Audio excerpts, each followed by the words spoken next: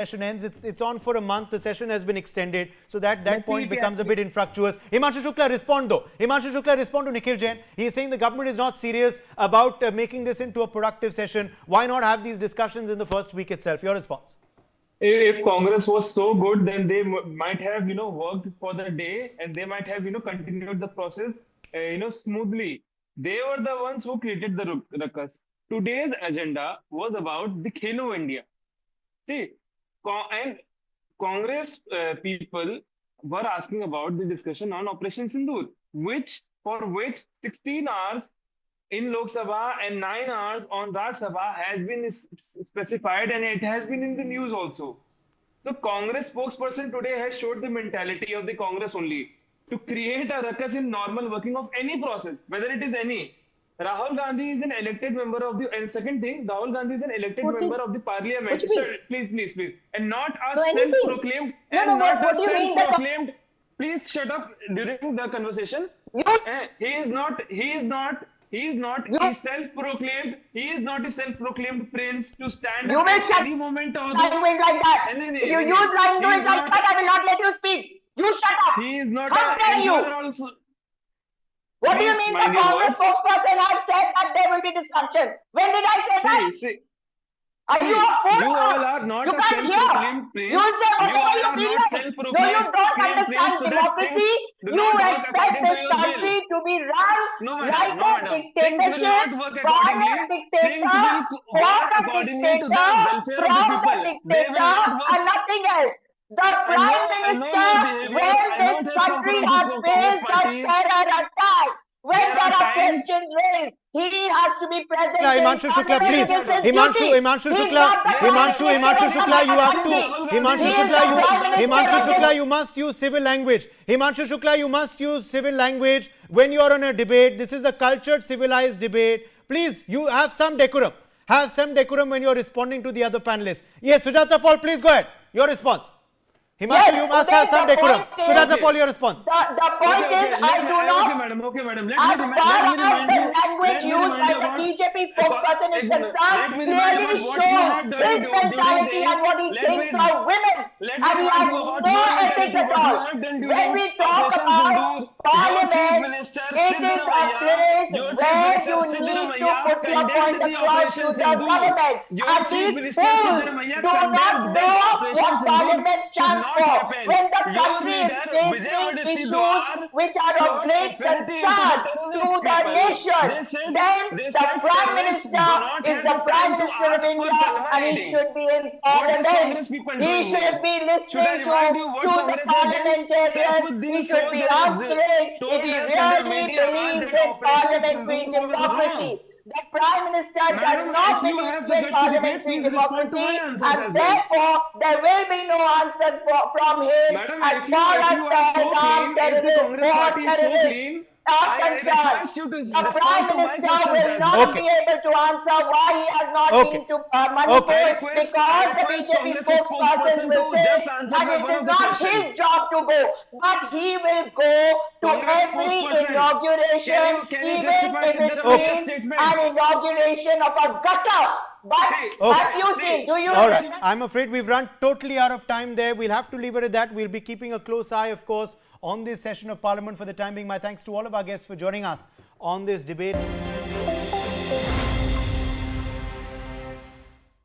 यशस्वी प्रधानमंत्री नरेंद्र मोदी जी के संकल्प सबका साथ सबका विकास को माननीय मुख्यमंत्री योगी आदित्यनाथ जी ने सामाजिक एकता एवं समरसता के उच्चतम मानदंडों के साथ बनाया है यूपी सरकार का मूल मंत्र। परिणाम स्वरूप 2017 के बाद उत्तर प्रदेश में सभी को मिले बिना किसी भेदभाव के रोजगार के समान अवसर एवं योजनाओं के लाभ। 8.5 लाख से अधिक सरकारी और 3,75,000 से अधिक संविदा पर नौकरी पाने वाले जहां निष्पक्ष और पारदर्शी प्रक्रिया के साक्षी बने, वहीं अनुसूचित जाति, जनजाति, पिछड़े एवं निम्न आय वर्ग के अभ्यर्थियों को मिला आरक्षण का संपूर्ण लाभ। प्रधानमंत्री गरीब कल्याण अन्न योजना, प्रधानमंत्री आवास योजना और जल जीवन मिशन से लेकर मुख्यमंत्री युवा स्वरोजगार और एक जनपद एक उत्पाद जैसी विभिन्न योजनाएं यूपी में अंत्योदय से सर्वोदय का सपना कर रही हैं साकार। काम दमदार, डबल इंजन सरकार।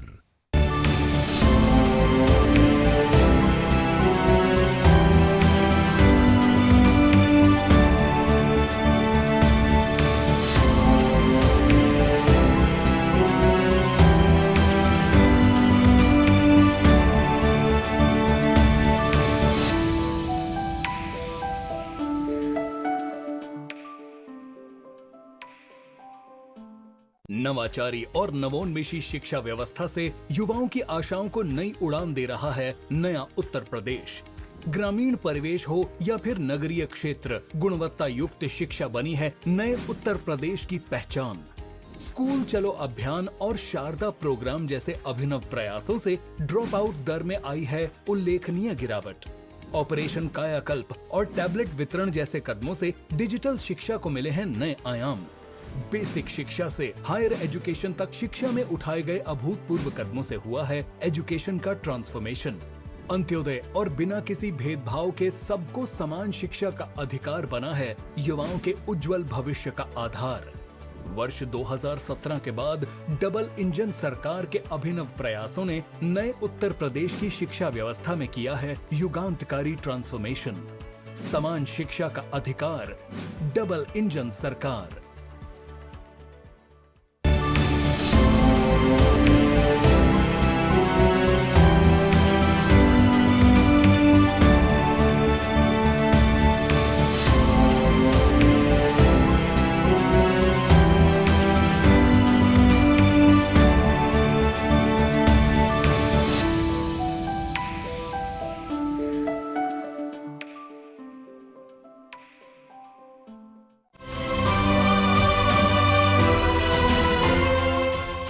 Under the skilled leadership of Chief Minister Yogi Adityanath, Uttar Pradesh is emerging as a new force in the defence sector.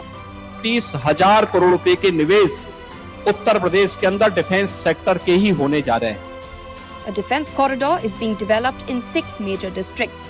By fostering defence manufacturing, this is promoting India's self-reliance.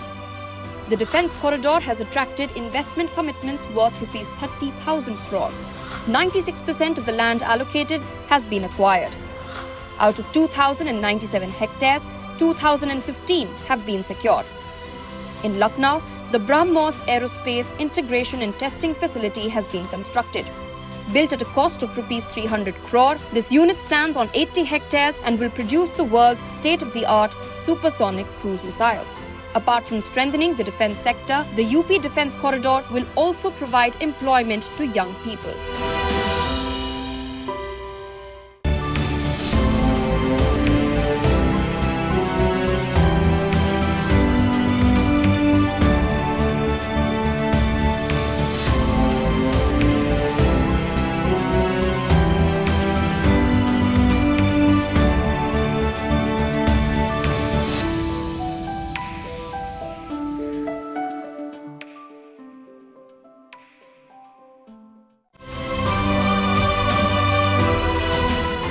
Uttar Pradesh government's Project Alankar has emerged as a standout example of effective educational reform. Launched by Chief Minister Yogi Adityanath in October 2021, the scheme has transformed infrastructure and learning environment in state-run schools. UP शिक्षा का एक नया model देने जा रहा है स्कूली शिक्षा का, प्री प्राइमरी से लेकर के और सीनियर सेकेंडरी लेवल तक। The project seeks to achieve 100% compliance with 35 infrastructure and facility benchmarks in 2,441 government schools. Under this initiative, schools are being equipped with smart classrooms, science laboratories, libraries, computer labs, and hygienic toilets. This has created a conducive and inclusive environment for learning. Enrollment in secondary schools has increased by 23% and attendance in primary schools has risen 11.5%. The turnaround witnessed in government-run schools in UP has made this ambitious scheme a role model for other states across India.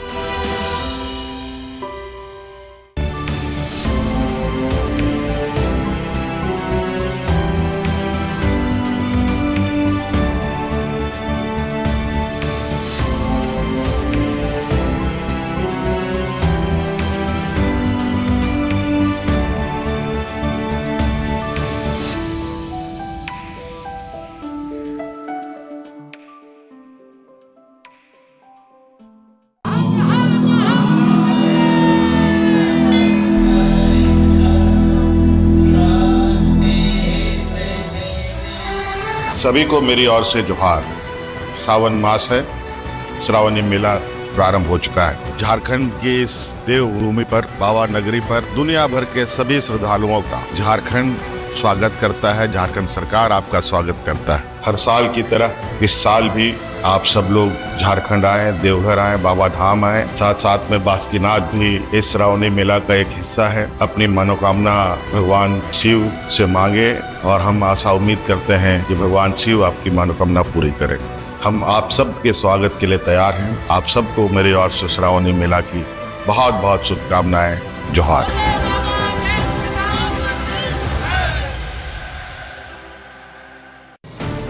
आज नक्सलवाद भी भारत में अपनी अंतिम सांसें गिन रहा है। मैं सबसे पहले एक बात इस सदन में जिम्मेदारी के साथ बताना चाहता हूं, 21 मार्च 2026 को इस देश से नक्सलवाद समाप्त। ये बहुत ही घने जंगल है यहाँ पे। तो तुम्हारा नाम क्या है? One common conclusion that we can draw inside the jungles at this time of the hour at night.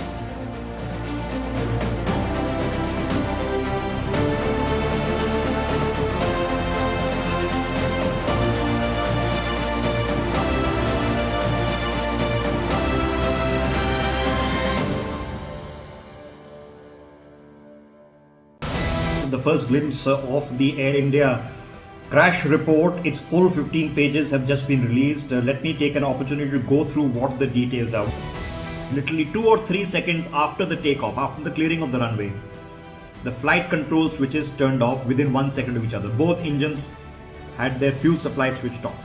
We need to pay attention to every possibility, including a possibility of those switches failing on their own.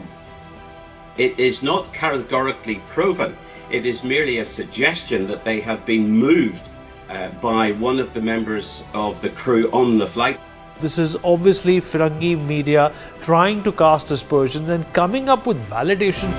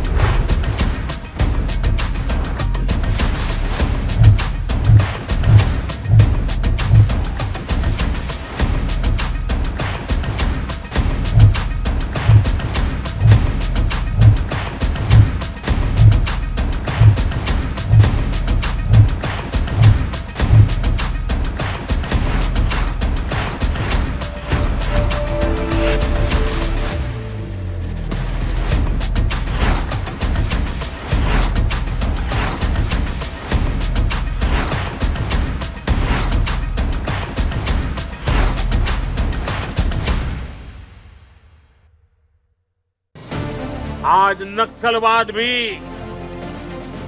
Bharat में अपनी अंतिम सांसें गिन रहा है। मैं सबसे पहले एक बात इस सदन में जिम्मेदारी के साथ बताना चाहता हूं, 21 मार्च 2026 को इस देश से नक्सलवाद समाप्त। ये बहुत ही घने जंगल है यहाँ पे। तो तुम्हारा नाम क्या है? One common conclusion. यशस्वी प्रधानमंत्री नरेंद्र मोदी जी के संकल्प सबका साथ सबका विकास को माननीय मुख्यमंत्री योगी आदित्यनाथ जी ने सामाजिक एकता एवं समरसता के उच्चतम मानदंडों के साथ बनाया है यूपी सरकार का मूल मंत्र। परिणाम स्वरूप 2017 के बाद उत्तर प्रदेश में सभी को मिले बिना किसी भेदभाव के रोजगार के समान अवसर एवं योजनाओं के लाभ। 8.5 लाख से अधिक सरकारी और 3,75,000 से अधिक संविदा पर नौकरी पाने वाले जहां निष्पक्ष और पारदर्शी प्रक्रिया के साक्षी बने, वहीं अनुसूचित जाति, जनजाति, पिछड़े एवं निम्न आय वर्ग के अभ्यर्थियों को मिला आरक्षण का संपूर्ण लाभ। प्रधानमंत्री गरीब कल्याण अन्न योजना, प्रधानमंत्री आवास योजना और जल जीवन मिशन से लेकर मुख्यमंत्री युवा स्वरोजगार और एक जनपद एक उत्पाद जैसी विभिन्न योजनाएं यूपी में अंत्योदय से सर्वोदय का सपना कर रही हैं साकार। काम दमदार, डबल इंजन सरकार।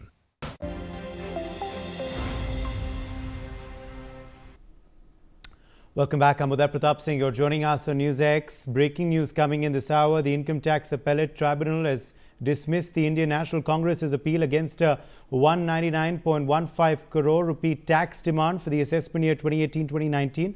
The party filed its income tax return on the 2nd of February 2019, missing the extended due date of 31st of December 2018, making it ineligible for exemption under Section 13A. The exemption was also denied due to violations of cash donation limits prescribed under the Income Tax Act. The tribunal underscored the importance of strict compliance with filing deadlines and legal provisions for political parties claiming tax benefits. Sambhav Sharma is joining us for more details on this story. Sambhav, this of course would be a setback for the INC.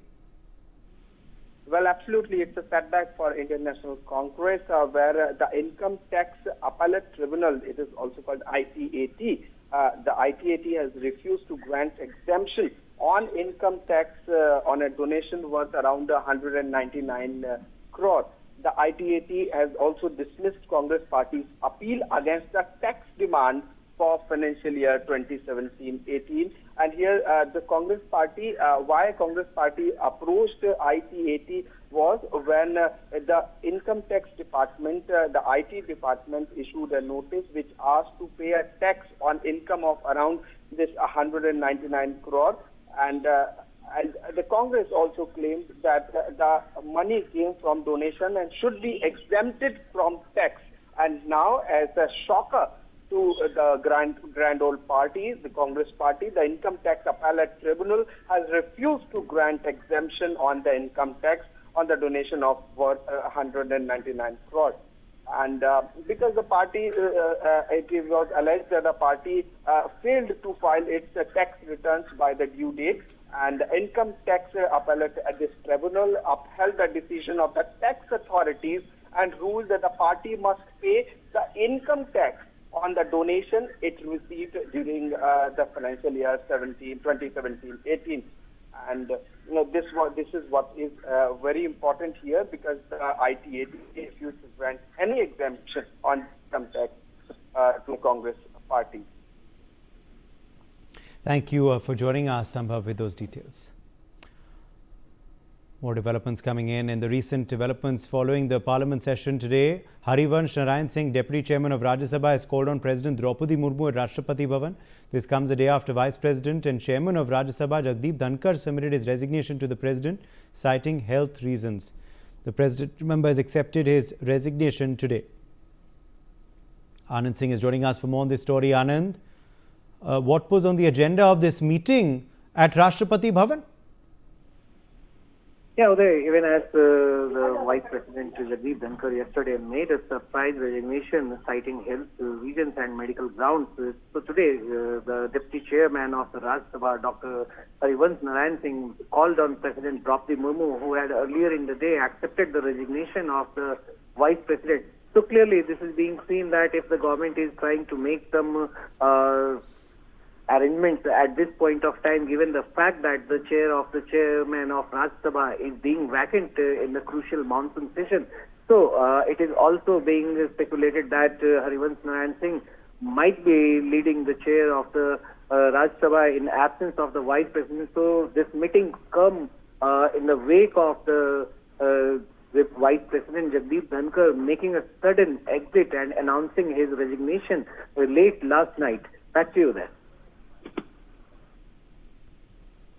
All right, in fact, more news now coming in. A big development, in fact, in the ICICI-Videocon loan fraud case. The appellate tribunal under the Smugglers and Foreign Exchange Manipulation Act has found former ICICI Bank CEO Chanda Kochhar guilty. Kochhar has been found guilty of accepting 64 crore bribe in return for sanctioning a 300 crore rupee loan to the Videocon group in 2009. The clean chit that Chanda Kochhar received from the PMLA adjudicating authority has been reversed. The ED, which attached Kochhar's assets worth 78 crores rupees, has been upheld. Chanda Kochhar's clear conflict of interest has been underscored. The tribunal noted that immediately after disbursement of the loan, 64 crore rupees was diverted to New Power Renewables, where Deepak Kochhar, the husband of Chanda Kochhar, was managing the company. Dr. Sharat Kohli, senior economist, is joining us on this broadcast. Dr. Kohli, what do you make, of course, of this trouble mounting for Chanda Kochhar and the way this entire trial is panning out?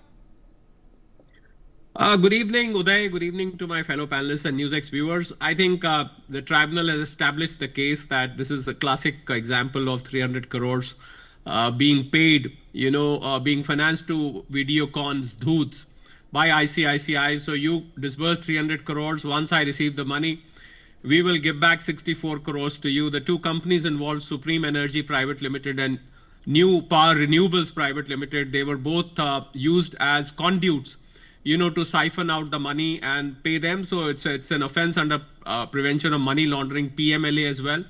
And of course, this is a classic case of corruption. This reminds me of phone banking. When Prime Minister Modi, he spoke of phone banking a few years ago. This is what phone banking was, that this is how loans used to be given, that, you get a call from some top brass. Of course, here, the unfortunate part is that a banking official herself was involved in it. A banking head herself was involved. But phone banking was when you used to get a call from some neta or somebody, a high-ranking official, and the banks used to disburse. Now, see, in any classic case, when a loan is given to a borrower, there's a checklist. What do you check? What you check first is the borrower capable of repaying? Number one. What is the balance sheet of the borrower looking like? Number three. What is the credibility of the promoters and the directors of the company? What are the prospects of the company continuing? What are the basic sales, revenue and profits of the company? So all these boxes need to be ticked at that time. And it is important to note that Videocon, we all know, is a sunken ship. That Videocon was never in a position to probably repay that amount. So this was a classic case of a deal and an arrangement between the two of them, that, okay, you disburse 300 crores. After I receive 300 crores, I will give back 64 crores to you. The remaining 236 crores, you use the way you want. So I think ICICI Bank, which is a diversified company, it's a bank which is held by diversified shareholders. It doesn't belong to government. It also doesn't belong to any particular, industrial group or so. People's money is there. So this was a classic case of siphoning out people's money for an industrial house, for vested interest, and a case of a bribe. I think tribunal finds this as an open and shut case. To me, when I had read this case at the beginning, when 2009, 2012, this happened, the disbursement happened in 2012. But ever after that, if you look at the facts of the case, they were very clear, because Mr. Deepak Kochhar, her husband, she should have disclosed at that time. If she was pleading not guilty, then she should have disclosed at the time of disbursal that my husband is involved, or these companies belong to my husband, or are directly or indirectly controlled by my husband. The fact that she did not disclose itself smells a rat at that time. And to me, it was an open and shut case always. I'm glad that, tribunal has that. I think this will set an example, Uday, for the bankers, for the banking system. And, we've constantly been talking about the government banking system. We call them as the PSBs, the public sector banks. But here is a case of a private sector bank. We call ICICI as a private sector bank because government doesn't have a stake in it. So this is a classic case of a private bank. And I think all private and public banks have got a message that if you mess around with people's money, even in private sector banks, Uday, there is people's money, because it is the deposits of the depositors which is used to lend out to the borrowers. So I think the message is loud and clear. If you mess around with that money, you're not going to be spared. It is now 13 years since the disbursal has been made. So you don't feel that if probably 4 or 5 years have gone, the file must have got buried, the case must have got buried, it must have taken a back seat, people must have forgotten, courts must have forgotten, tribunal must have forgotten. Well, that's not the case. You can be held guilty even after 12, 13 years of having done that fraud. And I think Chanda Kochhar at one point of time was the apple of everybody's eye as far as banking sector is concerned. I remember she was being called at conclaves, at conferences, as speaking and setting an example of being a banker. I think she has ruined her career the whole reputation of being a banker. And we were so glad that there's a lady banker who's a shining star.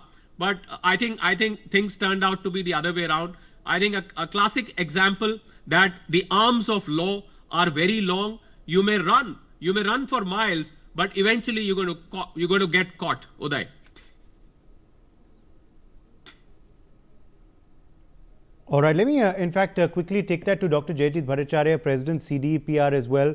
Dr. Bhattacharya, now of course the big development is coming in regarding the way this is panning out. The tribunal holding Chanda Kochhar guilty, prima facie, it does look like a big setback for her and her legal efforts in this case, isn't it? Absolutely, yes. I think if the tribunal has gone through the due process and has found out that Chanda Kochhar is guilty, then I believe then that's what the case would be. But more interestingly, a loan is not given by the whims and fancies of a single person in any large bank, or for that matter, even in a small bank. There's always a committee. And even when this issue was exposed by Arvind Gupta way back in 2016, the point that was raised is that it cannot be only Chanda Kochhar. There is responsibility of others, and I have not seen their names coming up. So it's a pretty deep governance issue, because somehow the entire committee was influenced in approving this loan. And there is about 10 lakh crores of loans which have been written off as NPA. I think this case should be taken up as a case which should trigger investigations into every single NPA which is greater than 1,000 crore. Because clearly, as Sharad Kohli laid out, there was a quid pro quo, and that is exactly what was investigated by the tribunal. So why are these large loans becoming NPAs without any recourse? And what is being done about it? And how does an entire committee agree to such large loans being given, where clearly there is a quid pro quo, clearly there is an element of corruption, and therefore there is a very large governance question mark. ICICI Bank is one of the best banks in this country. And if such a thing can happen at the highest level in one of the best banks in this country, then we are at a complete financial meltdown danger. Obviously, I don't want to be alarmist. The point more is to drive in and do more investigative study in all other loans and NPAs that have happened in the last 10-15 years, so that there is no repeat of such an incident ever. And I think that is an important learning to be looked at and to be implemented as soon as possible.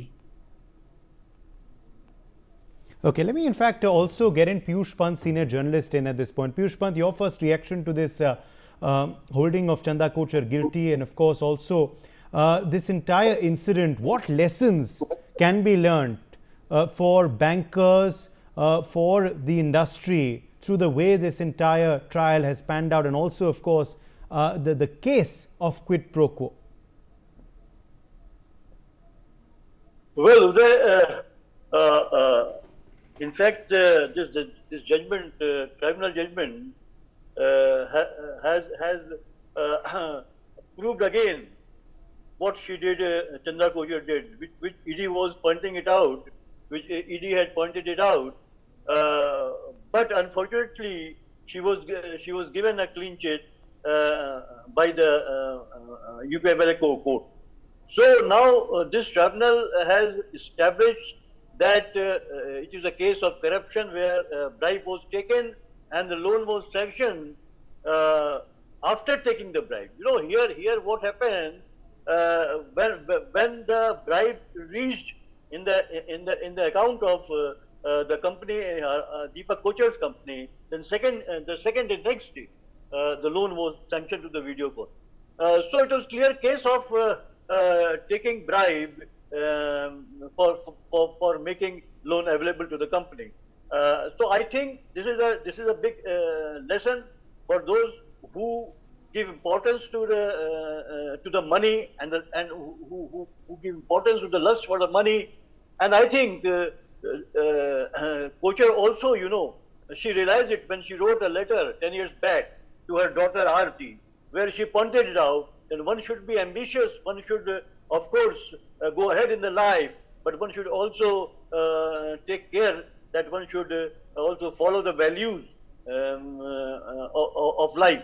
Now she realized it after doing so many mess, in the banking sector and in her life, because she was at the top of the banking sector. I mean, she was an icon, sort of an icon in Indian banking, and she had so many awards given to her, nation, international as well.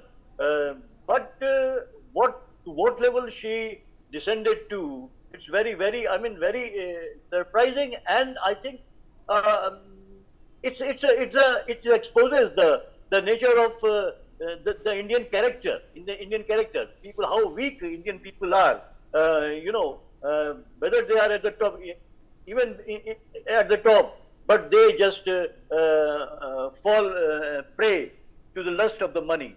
Here it's clear case of this thing, and particularly also it is an indication, and it is you can say a verdict on the nexus between the corporate in the corporate sector or the banking sector, nexus between the top officials, and also because as we're saying, we know that the public sector bank they had this bad reputation of being run by somebody in the political sphere or in the government and sanctioning the loans. But here absolutely also something. Yes, Naveen Chomal also with us now. Naveen Chomal, what happens next? Of course, this is a big moment for the trial with the tribunal saying this. What happens next though, Naveen Chomal? Because this is being looked at as an example case. Through this case, we will be able to see if there are checks and balances to hold these, high and powerful in the economic strata guilty, if indeed this does hold out. Definitely, I fully agree with you. But I think we need to travel a long way in this sector because there is a very big rot in the system. For last over 70 years, the banks have been plundered. The public money has, through banks, been siphoned off by the government, people controlling the government. I have myself studied the case of Nirav Modi. I was in fact supposed to go to London also for a testimony in that matter as an independent legal officer to give my opinion. So I've seen in that case also, and even in this case, it is identical. Now here, there may not be direct political pressure. Perhaps there may be somebody behind the curtains. But Chanda Kochhar is definitely guilty, where the money has again been so brazenly and blatantly routed back to her husband of the very next day. So this is a factor that was a time when people did not have the fear of law, and there was an era when the judges were totally turning a blind eye towards all the frauds of the banks. Even today, it becomes very difficult for litigants to convince the banks that, courts I mean to say, that the banks are committing rampant frauds. You please look into the matters. So I think the economy of the nation is still being corroded. So we all through our this esteemed platform send a message to the society that everybody should raise a voice and support the government to take stern action against all frauds the banks are committing. Because I, being a lawyer for 30 years of practice, I have come across a number of cases where the bank's officials are openly committing frauds, maybe not of the level of 300 crores, but few crores, some of them in fact bigger also. So, and the courts are very reluctant to take action against them. This is a very welcome case where the Honorable Tribunal has held Chanda Kochhar guilty. But just a couple of years back, Chanda Kochhar walked out of the jail so easily. She was arrested, and then the division bench of the High Court, the fair was shown to her and terming her arrest to be illegal, and she was released on bail. So this is a shocking thing for the people, and they will lose the confidence in the bank also, and ultimately it may adversely affect the banking factor, the transactions and economy of our country.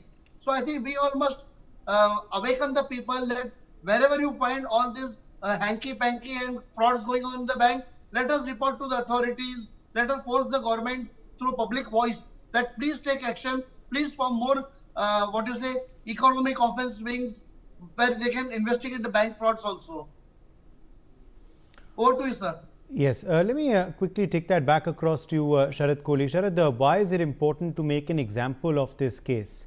This is a case which should prove that there are checks and balances for those who may use their position in a manner like Chanda Kochhar allegedly did. Why is this case becoming an example case according to you, Sharad? Well, Uday, for the simple reason that, the rampant corruption which used to once, exist in even the public banking system, a message has to be conveyed to them, number one. Number two, it was always envisaged and it was always perceived that the private banking system is cleaner. Private banking system doesn't get into this nexus of corporate versus banks.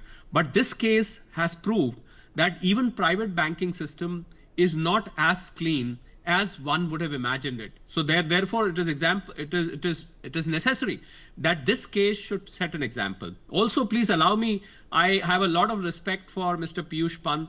I mean, we have shared screens over a number of media platforms earlier, but I do object to what he said, that Indians have a weak mentality. Indians get easily carried away. So I would request him not to brand all Indians in that manner. There are bad fishes here and there. It doesn't mean that all Indians are like that. It doesn't mean all MDs and CEOs of every single company are like that. It also doesn't mean that all banking officers are like that. Probably Chanda Kochhar and company. I'm saying and company because after what Dr. Bhattacharya said, I agree. There may be other people conspiring with her. The beneficiaries of this amount may be more than one. Of course, her husband is definitely there. So I call it Chanda Kochhar and company. That Chanda Kochhar and company had this desire of get rich quick. I'm sure CEOs and MDs of banks, Uday, they are very highly paid officers. Their salaries are definitely much more than all the remaining banking staff. So probably they were not satisfied with what is coming in. They wanted to make it quickly and make it quickly to the top. So they found this route, tied up with Mr. Dhoot of Videocon, and they said, okay. And also I would like to correct Mr. Pant here, that the amount of bribe was paid after the money landed in the accounts of SEPL and NRPL. It was not paid before. The deal was if you read the minutes of the tribunal, the deal was that paisa aane dijiye, aapko aapka hissa mil jayega. I am putting it in very plain and simple terms. So the bribe was not paid before. The bribe was paid after the amount was credited. And very neatly, on the pretext of investing in energy-based projects, on the pretext of investing in renewable energy, which was the talk of the town. Even today, it's the talk of the town. So it was very easy to get these sanctions because Videocon as a company, if you look at the balance sheet, was in perennial losses. So they formed these new companies that let's form renewable energy and power, which is the demand. So nobody is going to question that. The money was very neatly siphoned off through these companies. So all banking system is not like that. But yes, as you rightly said, an example has been set. And I'm sure after this judgment, and I would want to see the perpetrators of this crime go to jail, not just being accused. They should not be let off. They must be behind bars. Only then an example will be set that if you try and fiddle around with public money, this is going to be the outcome. You have to be accountable. Not only your reputation will go down, but you will have to serve a sentence today without a doubt. Okay, Jayjeet Bhattacharya, last word to you before we take a break. Where is this headed next, and what are the lessons that this entire episode offers us? Jayjeet, I think you're on mute. Go ahead. Yeah, no, I completely agree with what Dr. Sharad Kohli. We are in 2025. We should have a process which accelerates this process of finding the truth, of finding out who are culprits, of being able to investigate the whistleblower statements, especially in such large cases, and absolutely make examples of people who have been caught, because it's very difficult to do a probe in every single bank and every single loan. So at least the ones where it is detected, I think there should be a big example made. And also, I don't think this is the end of the probe, because where are the co-conspirators? This is not a one-person show that happened. There were other co-conspirators. They should all be brought to book. Otherwise, what's the point of governance? What's the point of corporate governance? Why are we spending so much of time and effort on an independent director, on a loan committee, and so on and so forth? We need to make these examples and find everybody else who was involved, and do it very, very quickly. My thanks to all of our guests for joining us on this discussion. It's time for a very short break.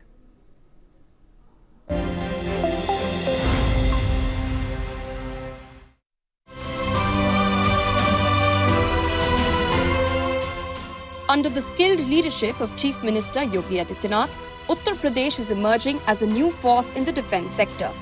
30,000 crore रुपए के निवेश उत्तर प्रदेश के अंदर defence sector के ही होने जा रहे हैं. A defence corridor is being developed in 6 major districts.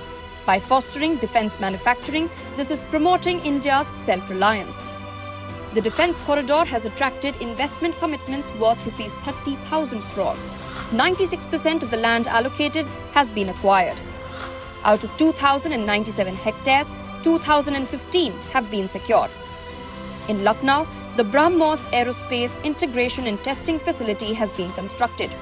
Built at a cost of rupees 300 crore, this unit stands on 80 hectares and will produce the world's state-of-the-art supersonic cruise missiles. Apart from strengthening the defence sector, the UP Defence Corridor will also provide employment to young people.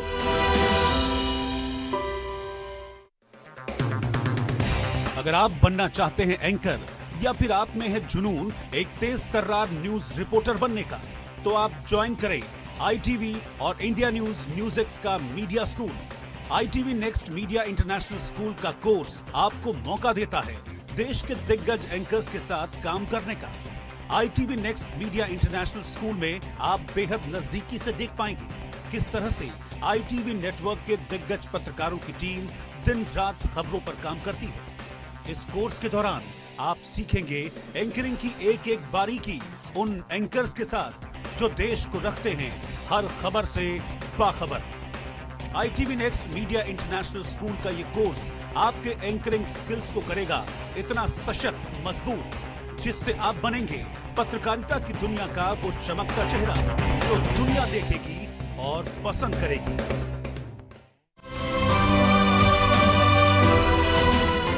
Uttar Pradesh government's Project Alankar has emerged as a standout example of effective educational reform. Launched by Chief Minister Yogi Adityanath in October 2021, the scheme has transformed infrastructure and learning environment in state-run schools. UP शिक्षा का एक नया model देने जा रहा है स्कूली शिक्षा का, प्री प्राइमरी से लेकर के और सीनियर सेकेंडरी लेवल तक. The project seeks to achieve 100% compliance with 35 infrastructure and facility benchmarks in 2,441 government schools. Under this initiative, schools are being equipped with smart classrooms, science laboratories, libraries, computer labs, and hygienic toilets. This has created a conducive and inclusive environment for learning. Enrollment in secondary schools has increased by 23% and attendance in primary schools has risen 11.5%. The turnaround witnessed in government-run schools in UP has made this ambitious scheme a role model for other states across India. रास्ता है वही शहर. तू कब आए अभी life से? अरे वाह ताई, पहचान गई? शहर जाके आँख का ऑपरेशन करा लिया क्या? शहर जाए मेरी जूती. मैंने यहीं अपने गांव में ही करवा लिया. वो जो सूरज है ना अपना, वो सब कर रहा है. अरे राकेश, अरे वाह छोटी, ये स्कूल में सीखा? इंटरनेट पे. इंटरनेट? हाँ, सूरज भैया है ना. कौन है ये सूरज भैया? आपको उनसे मिलना है क्या? हाँ चलो, वो रहे सूरज भैया.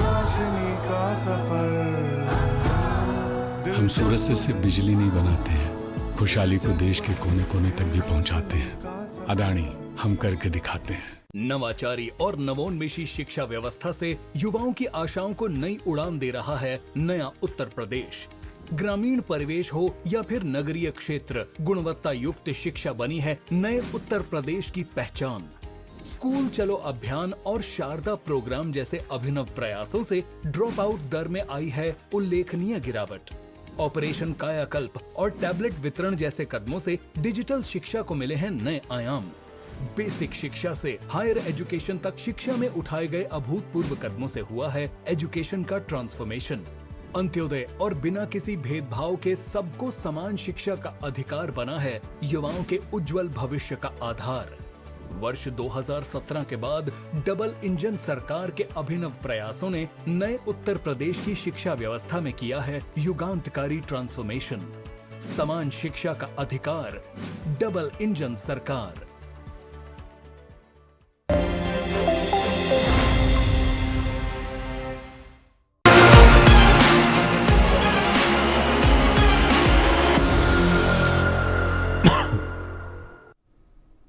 Allegations of mass burial, sexual violence and cover-up spanning over a decade and a half have brought intense scrutiny to the temple town of Dharmasthala in Karnataka. The case has come to light after a former sanitation worker came forward claiming he had been coerced to bury and cremate the bodies of women and minors, many of them allegedly showing signs of assault between 1998 and 2014. Following his complaint, an FIR was filed, witness protection was granted and skeletal remains were presented in court. Subsequent public outrage, legal interventions and further allegations, including a complaint about a woman's disappearance in 2003, culminated in the formation of the SIT. My colleague Belly has filed a ground report. Let's play it out. I'm right now standing in front of the Dharmasthala police station here in the temple town here, where a case has been registered on July 4th after a sanitation worker walked with battery of advocates into a court in Mangaluru, where he made a voluntary statement that he had been working in Dharmasthala temple premises from 1995 on towards 2014, where he has made glaring allegations that what started as a regular employment of a cleaning work in the temple has turned into covering up of horrific crimes involving women, especially minor girls who were sexually assaulted, is what he goes on to say. So he says that he had been doing this since 1998, when the temple staff had instructed him not to inform the police and just bury these victims who had torn clothes. Sometimes clothes were not there, and there were no undergarments for these women, the bodies of the women that he had found, and he was asked or directed to bury them or burn them with diesel. So he has given his voluntary submissions with the magistrate, stating about 2 or 3 instances which he is not unable to take it out of his mind. So one of the instances was that he was called to a place called Kaleri by the temple staff, which is 500 meters from a petrol pump, where he was asked to find a body of a teenager girl who was there, and this sanitation worker had gone to the spot and had found this girl who was wearing a school uniform shirt, but she didn't have her skirt or undergarments. There were clear signs of sexual assault, and there were strangulation marks on her neck as well. So he was simply asked to take this body and bury it at that place with the school bag, is what he has mentioned in that complaint. And this scene he is unable to forget, is what he has mentioned before the magistrate.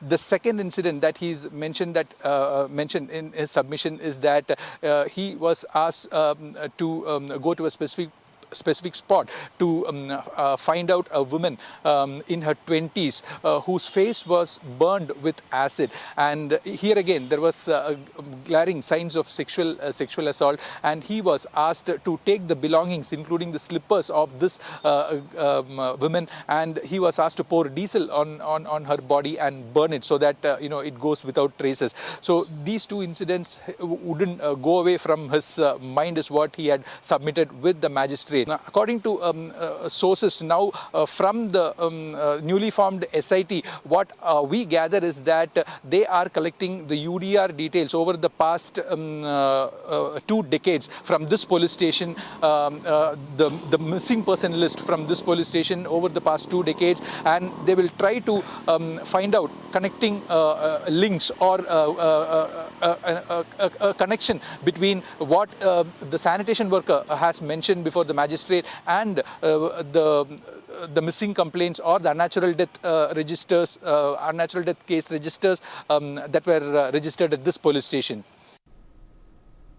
A whistleblower has alleged mass burials and sexual assaults in the temple town of Dharmasthala in Karnataka between 1998 to 2014, sparking public outrage. His complaint, evidence and fresh allegations have led the state to form an SIT to investigate these claims. My colleague Belly Thomas filed another ground report from the Riverbank mass burial site.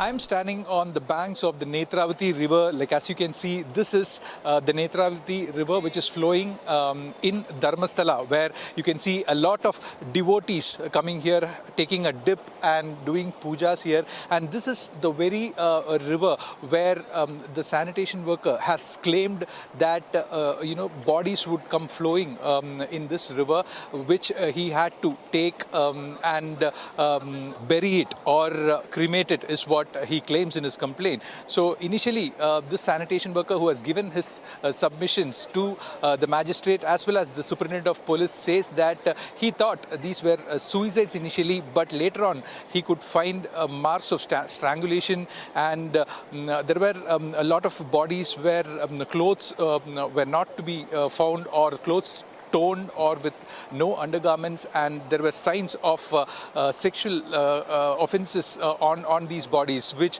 the temple authorities asked him to either bury the bodies or to burn it with diesel. So this is what he had claimed in his detailed complaint, that in his detailed submission that he had submitted with the magistrate as well as the superintendent of police, based on which a case has been registered at the Dharmasthala police station. And as of now, the Karnataka government has formed an SIT to investigate into this mass rape, murder and burials at the Dharmasthala. So here we are at this very spot, and this is a place where you can see all the devotees who visit Dharmasthala come and take a dip here before they get into the temple, and this place would be filled up with crowd, since today is a Monday. The crowd is kind of less.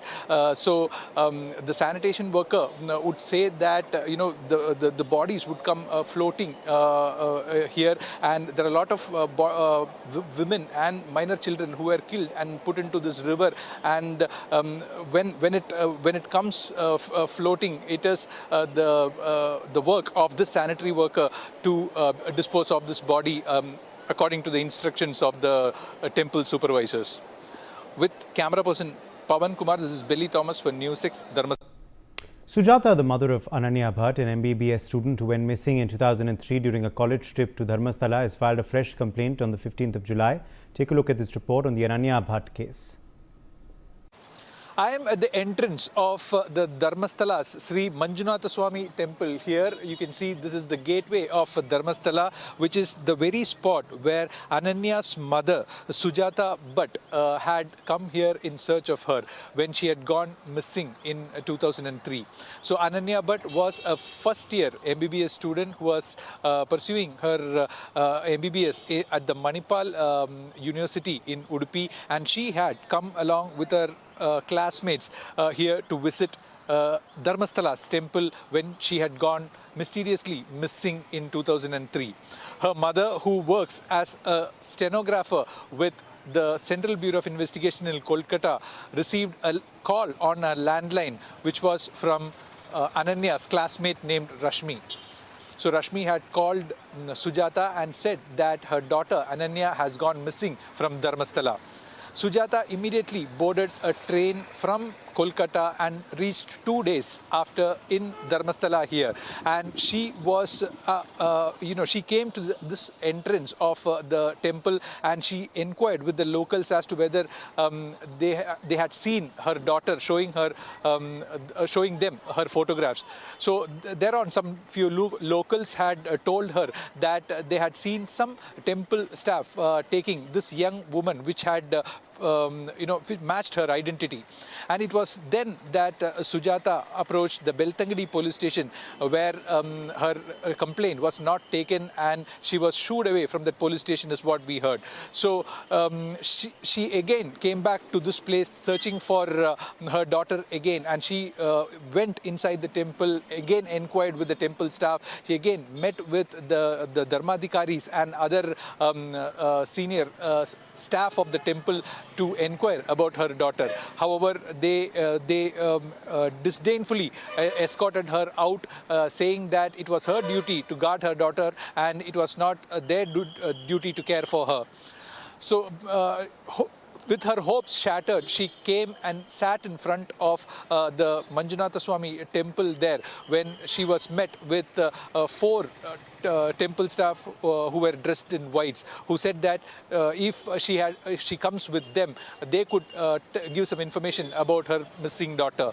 So when she followed them, she was taken to a room where she was threatened, and she was tied to a chair and made to spend the entire night stating that she shouldn't approach the police or tell anybody about what has happened, and they just asked to forget about her